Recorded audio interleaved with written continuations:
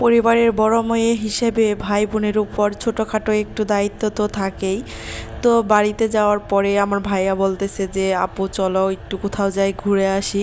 তো আমার একটা মাত্র ভাই, আমার কলিজার টুকরা, সে আমার কাছে কিছু আবদার করছে আর সেটা আমি পূরণ করব না, তা তো কখনোই হতে পারে না। তো ভাই এবং বোনকে নিয়ে সাথে হচ্ছে আমার মামিও আছে, তোমাদের ভাইয়া, আমার মেয়ে, আমরা সবাই মিলে একটু ঘুরতে যাচ্ছিলাম।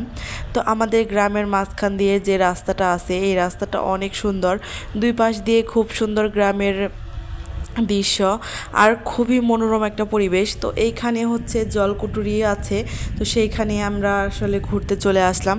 তো আমাদের টাঙ্গাইল জেলাতে খুব বেশি একটা ঘোরার জায়গা নাই, আর যা আছে সেগুলো অনেক দূরে দূরে। তো বাচ্চা নিয়ে এত দূরে যাওয়া আসলে পসিবল না, যার কারণে হচ্ছে আমরা কাছেই কোনো একটা প্লেস খুঁজছিলাম, তো যার কারণে এই জায়গাটায় চলে আসছি। তো পানি হলে এই জায়গাটা আরও বেশি সুন্দর লাগে, কিন্তু এখনও যেহেতু আমাদের এইদিকে অতটা পানি আসে নাই, যার কারণে এইদিকে একদম একদম শুকনা শুকনা আছে। তো তারপরেও আসলে জায়গাটা অনেক সুন্দর, অনেক মানুষ আসে ঘুরতে। আর এইটা হচ্ছে নিশিন্দাটি জলকুটুরি, যারা হচ্ছে কালিয়াকৈর বা টাঙ্গাইলের হচ্ছে আছো মির্জাপুরে, তারা হয়তো বা চিনবা। এটা হচ্ছে নিশিন্দাটি জলকুটুরি। তো হচ্ছে এই জলকুটুরিটা আসলে দেখতে অনেক সুন্দর।